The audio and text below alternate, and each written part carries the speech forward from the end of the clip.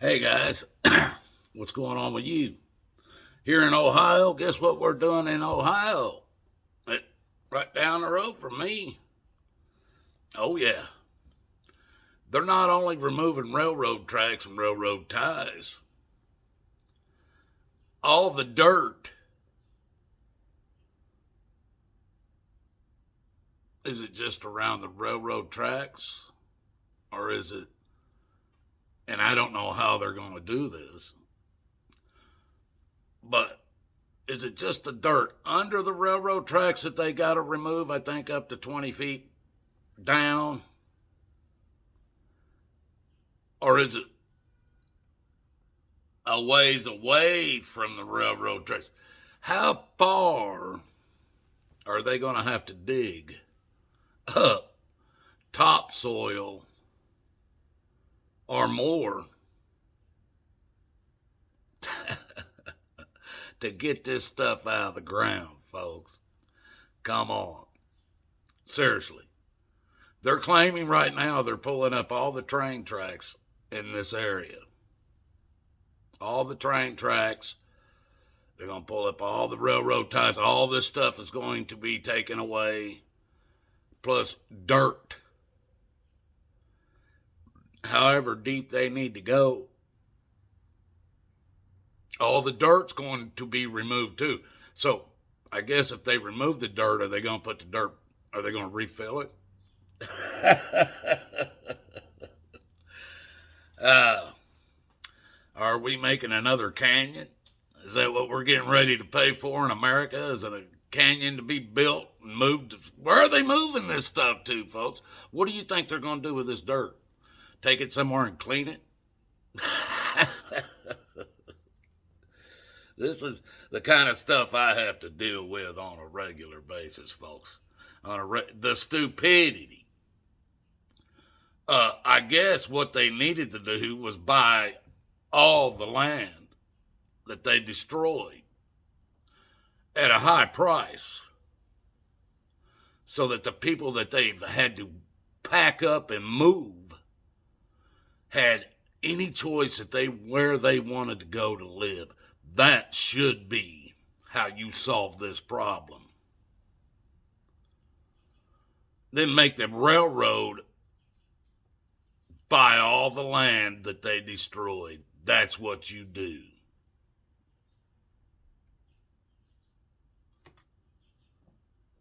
The railroad companies, folks, is somebody else, just like the airline companies and the banking industries and all these different corporations that are too big to fail. They're too big to fail, folks. They'll put out, they're going to put out a few $1 billion, but you're going to pay for the rest of it. Mark my words on that. We always do. We, not them, not the government, not the people that have caused the problem. This isn't the first derailing of a train that poisoned cities, folks. This isn't the first time. And this is the stuff I have to deal with because you guys don't even know. You guys don't even have a clue. You know more about the Kardashians than you do about reality. Now I want you to know I had another doctor's appointment today. Since these people come and beg my wife to go to work for them and stuff, she's got killer insurance and stuff, but there's some things I will never do. But I had a doctor's appointment today, folks.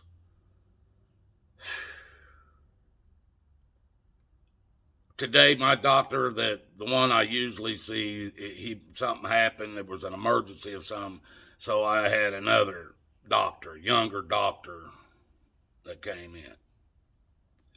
Now, after waiting 45 minutes in the waiting room, of course, everybody does that. Then they stuck me in the examination room, sat there for another 30 minutes. Oh, yeah. I'm no different than you guys. They do the same things to me.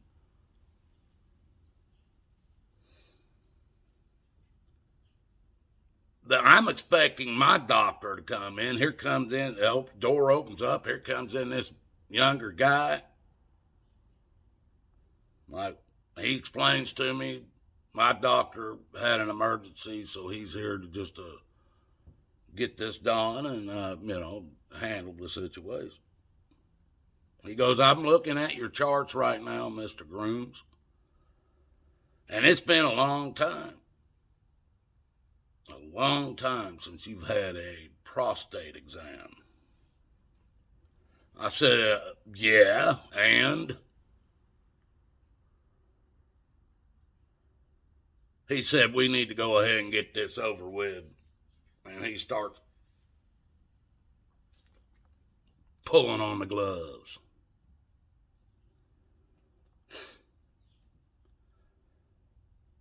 I look at him and I say, you know what? I don't know what's going on here, but you're an optometrist, and I'm here to pick up my eyeglasses. Now, what's going on? This is the kind of stuff I have to deal with, folks. The stupidity I have to deal with. Now, let's see. Last thing.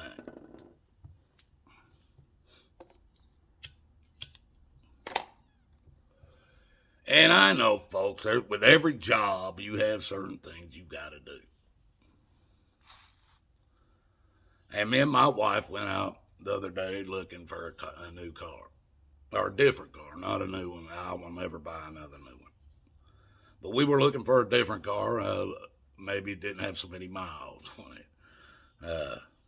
And I know car salesmen, I think they will be driving the buses. And the lawyers will be the bartenders on the buses going to hell. I ain't playing with you. Because they clearly can't, there's nothing that comes out of their mouths that are true. Car salesmen or lawyers, either one. Let's see here. This guy, we walk up on this lot. Now, we're there to see 2 vehicles. Only 2. Don't care about anything else. And it's a Nissan dealership, but I'm looking at 2 used vehicles. Both Jeeps. A Jeep Wrangler, which was about I think it was a 2018 or 2019, but it only had 30,000 miles on it. The other one was a 2020 Jeep Cherokee, 4-wheel drive, limited edition, loaded. I think it even you could pee in the seats and there's no problems. The seats just flush it on outside. This thing was fully loaded with everything, folks. I'm telling you. Now, the fully loaded Jeep Cherokee is the car. 4,750 miles on this car. They're talking about $18,000. That's your that's the bait and switch. That's the bait and switch. Now, the Jeep Wrangler, my wife's been wanting Jeeps since I've been driving them, folks. But she's 4'10". This time I want a Jeep. I want a Jeep Wrangler. I want the Jeep Wrangler. We found the most stock, low profile tires. No just regular stock, 100%. And I had to open the passenger door up and help pull her up into that dang Wrangler. She loved sitting behind the wheel of it, but she couldn't get in and out of it by herself. There wasn't no step or nothing outside. And that's what the car said. Oh, well, you can buy them, you can buy them steps and stuff to get up in there. Then once we said, well, you know what, that one ain't going to fit her. It's going to be this Cherokee here. Well, that's better. You don't want to be driving one of these Wranglers every day and all that shit. And I'm just sitting here shaking my head, man. This guy don't know me from Adam. He looks like he's about the age of my youngest child, which would be in the early 30s, somewhere between about 32 and 35. I asked him, hey, I want to test drive a Cherokee right there. He said, all right. So he pulls out his phone. He goes, now who's going to want, are you going to be driving or is she going to be driving it? You said it was her car. I said, no, I'll be driving it. And he goes, all right, I'm going to need your driver's license. And I said, all right. And I reached in my wallet, pulled my driver's license out and handed it to him. And he scanned something on the license, handed my license right back to me. He said, okay, man, you can drive anything that we got on this lot. All you have to do is let it, or matter of fact, I got a plate coming out to you. They're bringing a plate out to you for this one right here. And you can drive anything we got on the lot. And I said, all right. I said, you did all that by just scanning my driver's license?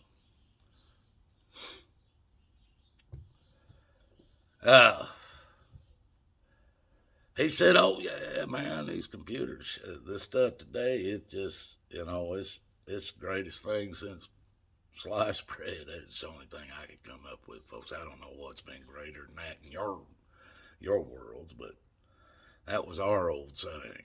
Greatest thing since sliced bread, he's talking about these phones and computers and stuff. And I look at and he even said, I don't even know how anybody lived before, we had these cell phones and computers and stuff. He goes, I don't even know how we lived, like anybody lived. Now I look at him, or I look over at my wife, and she smiles at me. And I look back at him and I go, man, we've lived half our lives without computers. We lived half our lives without computers. He goes, oh, I know, me too. It's just, it's a blessing that they, and I look back over at my wife again and she's about to bust up. And so I look back over at this boy. I say, how old are you? And he's looking at me and he's trying to judge me up, judge my wife up and everything, trying to making himself sound older. He rounded it off at 40. He goes, oh, I'm 40. I turn around and look at my wife again. I'm sitting there smiling again. I look at him and said, buddy, or I said, son, I got 20 years on you. 20 years. Now, this guy, we test drive the car. My wife said she loved it. And we go in, like I told you folks, this is the old bait and switch. We were at a Nissan dealership.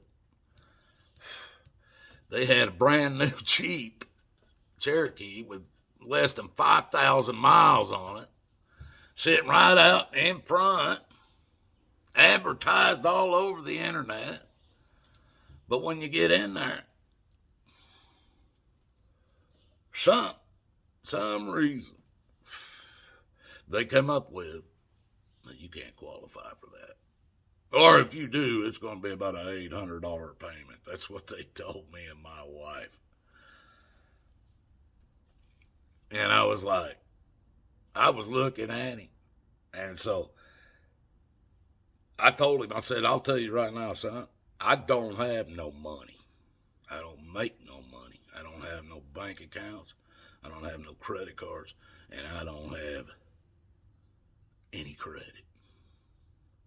So everything you do is going to be on my wife right there. I said, she came in here wanting one of the two vehicles.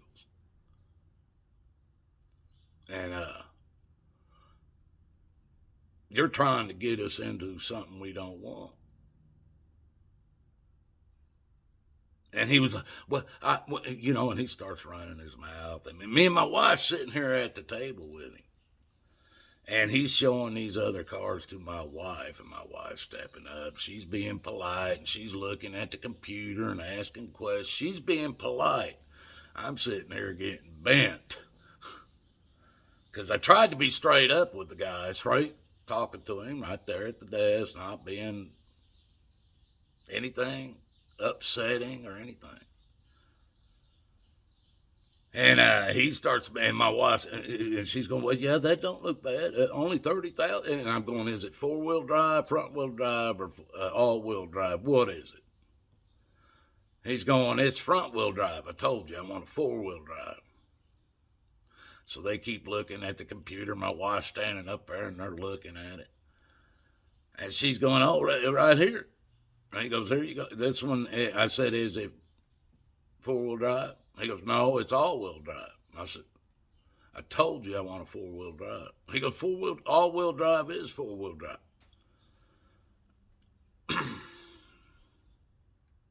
So I just bite my tongue.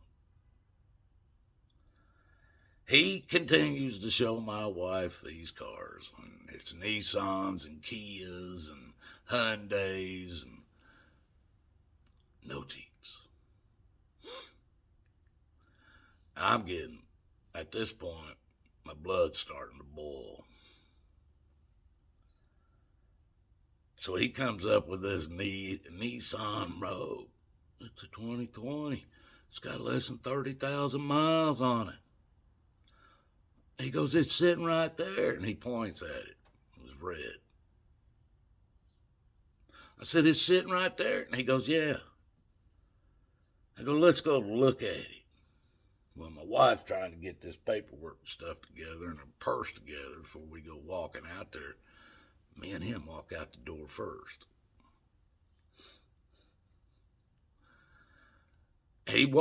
We get about halfway across that parking lot. My wife still ain't come out that door yet.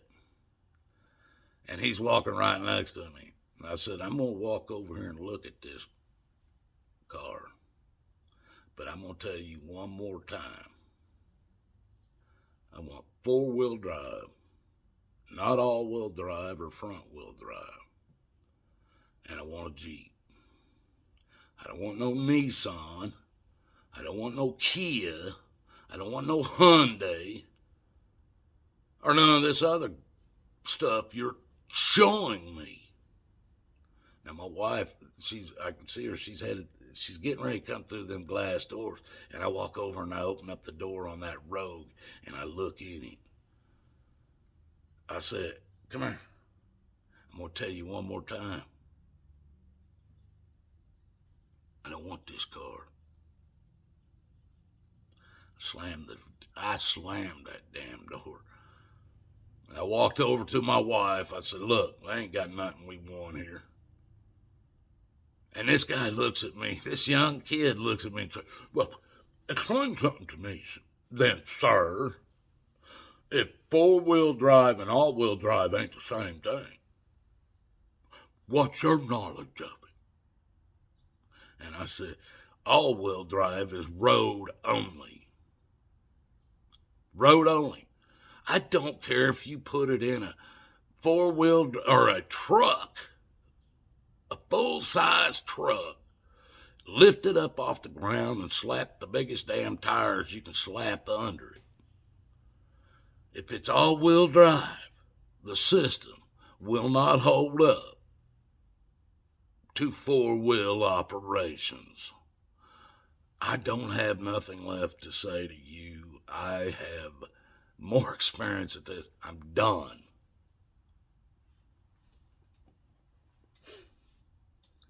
This is some kid, doesn't know anything, trying to claim he's 60 when we first come in, like he's our same age. Then trying to claim all these other cars are better. Not that they might even be. I don't care. I didn't come in there to buy a Nissan. They had the Jeep sitting out by the road. The Jeeps, All the Jeeps. They didn't have the Nissans sitting out by the road, even though they were a Nissan dealership. They had the Jeeps out there. Bait and switch. They want to sell you a Nissan once they get you in there. I don't play those games. And neither does my wife. But she kept begging me, don't get upset with him. And I'm going, look, I'm not. The only thing he's going to upset me with is that he's testing my knowledge with his ignorance. That's where I get upset. If you don't know what you're talking about, then shut your mouth and ask somebody who knows. Children. Love you guys. God loves you. Jesus has done more for any of you than you can even imagine. If you're not following his path, you're following Satan's. However many gods that is. Mother Earth, Father Time, Mars, Thor, you can follow all those. Don't complain. In hell. They don't go to heaven. Love you guys. Till the next video, I'll see you then.